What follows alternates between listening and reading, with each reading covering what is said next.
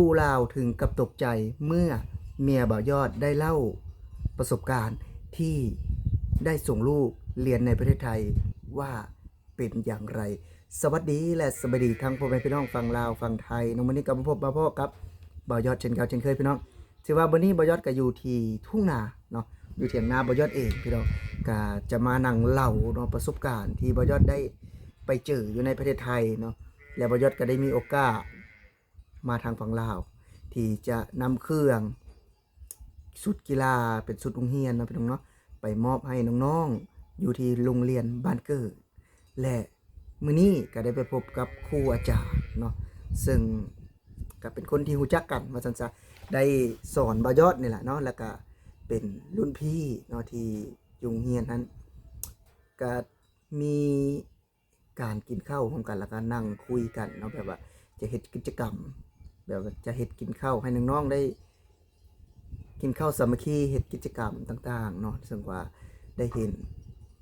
ได้เล่าเรื่องเนาะซึ่งเพิ่นก็บ่าวยอดกับเมียก็ได้เล่าเรื่องว่า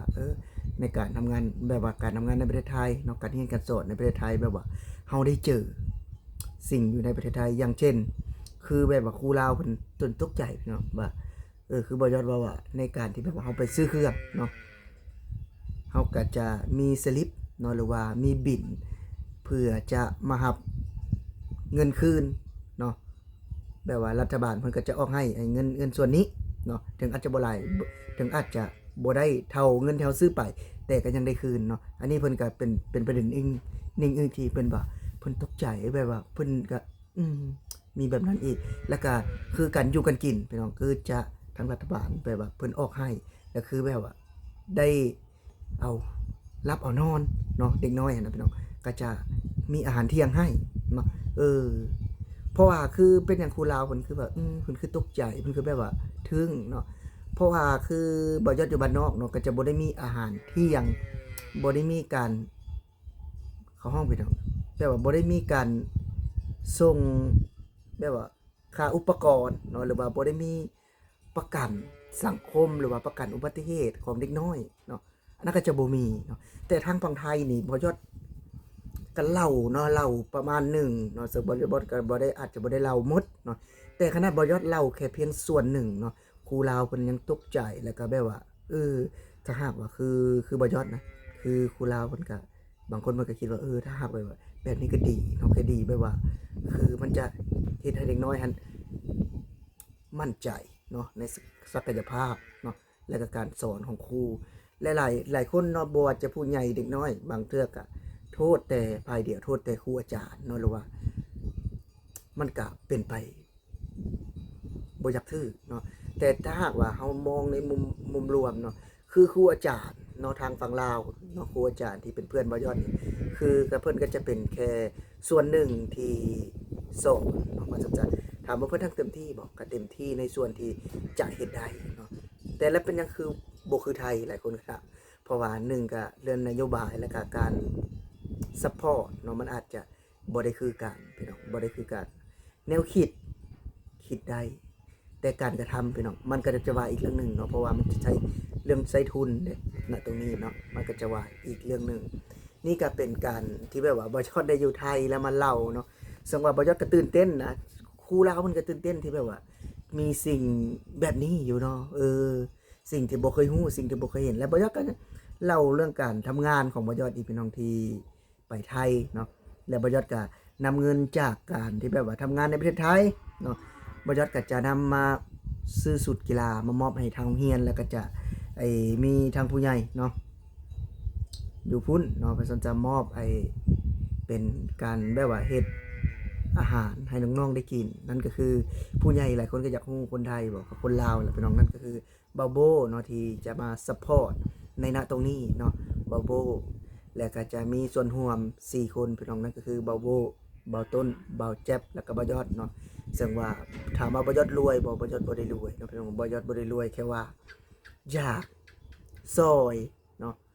แล้วก็อยากซอยแล้วก็อยากให้มีพื้นที่ในการทำกิจกรรมร่วมกันเนาะถึงในมื้อนั้นก็อาจจะมีให้น้องๆเตะกีฬาเนาะถามว่าบ่ยอดสิไปเตะได้บ่ยอดอ้วนพี่น้องบ่ยอดตุ้ยว่าซั่นซะก็บ่สามารถที่จะลงแล่นได้เนาะถามว่าใส่สูทก็อาจจะ ลงไปอาจจะยากเนาะแล้วเป็นอย่างคือว่าเป็นนั้นเพราะว่าบ่ยอดบ่ได้เตะบอลหลายปีแล้วเนาะในมื้อนั้นบ่ยอดก็จะให้บ่ต้นเนาะเพิ่นถ่ายภาพบรรยากาศที่แบบว่าในการทำกิจกรรมเนาะจังว่าดีใจนะดีใจที่แบบว่าได้มีโอกาสมาอยู่ในจุดๆนี้เนาะถึงว่าเฮาก็อาจจะบ่ได้มีเงินบ่ได้มีคำแต่ว่าได้พบเพื่อนที่ดีๆย้อนประเทศไทยเนี่ยต้องอย่างเช่นคือเบาต้นเนาะเบาโบเบาแจ๊บ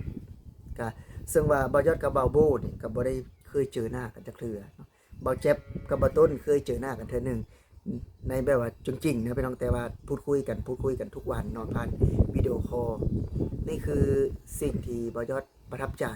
ที่ได้อยู่ประเทศไทยได้ทำมาหากินในประเทศไทยถามว่าเบายอดจะกลับไปอีกบ่กลับพี่น้องสิ้นเดือนนี้เบายอดก็จะกลับเนาะไปทำงานกับเบาต้นเนาะส่งน้ำแข็งพี่น้องเบาอิวเนาะที่ทำงานได้ณตรงนั้นนะถือว่าเบายอดก็จะได้เปลี่ยนงานว่าซั่นซะเพราะว่าคือเบายอดเว้าแหละเนาะการทำงานมันก็มีการเปลี่ยนการแปลงเนาะมันก็เฮาจะอยู่ในหม้องนี้เนาะเฮาก็จะอาจจะพัฒนาไปอยู่จุดนั้นเนาะก็แล้วแต่เรื่องการทำงานเพราะว่าเฮาทำงานใส่แฮงพี่น้องอยู่ในจุดๆเดียวก็คือเว้าหั่นแหละเนาะมันก็มีการเปลี่ยนการแปลงและก็ในหน้าที่เฮาการทำงานของเฮาเนาะเพราะว่าการเศรษฐกิจเนาะเศรษฐกิจดีแล้วก็ค่าเฮาเลี้ยงดีคือเลี้ยงไก่ก็ได้เนาะเฮาก็อยู่ได้โดนเนาะแต่ถ้าหากคือบ่ยอดเลี้ยงอาจจะส่งผลกระทบเสียหายเนาะบ่ยอดก็ออกมาในหน้าตรงนั้นเนาะพี่น้องเนาะถือว่าถ้าหากว่าบ่ยอดจะกลับไปทำงานไทยเนาะบ่ยอดก็จะกลับไปคือเก่าเนาะบ่ยอดบ่ได้ว่าจะมาอยู่ลาวเลยบ่ยอดบ่ได้คิดเลยเนาะบ่ได้คิดในจุดๆนั้นคือ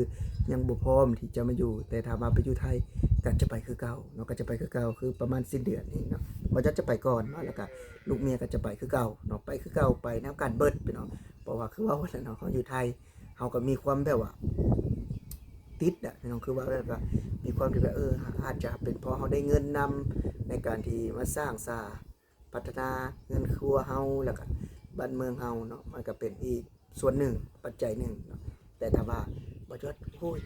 ลืมชาติบ่ได้ลืมพี่น้องถ้าหากว่าเฮามีโอกาสที่จะมาตอบแทนเฮาก็มาเนาะพี่น้องเนาะแต่ถ้าว่าเฮาอยู่บ้านเฮาบ่ได้มีหยังเนาะเฮาก็บ่สามารถที่จะช่วยเหลือผู้ใดได้ก็สำหรับทุกคลิปแต่ว่าคลิปนี้กับผู้ใดที่เข้าเบิ่งก็อย่าลืมฝากกดแชร์กดไลค์กดติดตามสำหรับมื้อนี้บ่ยอดที่ขอลาพี่และน้องไปก่อนเนาะสำหรับผู้ใดที่เข้ามาเบิ่งแล้วก็ขอให้มีสุขภาพพี่น้องแข็งแรงโชคมาร่ำรวยเพราะว่าบ่ยอดเองก็บ่ได้มีเงินมีคำคือเพิ่นว่าแล้วเนาะโอ้ยเอามาแจกผู้นั้นผู้นี้บ่ยอดก็บ่ได้ถึงขนาดนั้นแต่ว่ามีแต่ความจริงใจที่จะมามอบให้พี่ให้น้องสำหรับมื้อนี้บ่ขอบ่ยอดสบายดี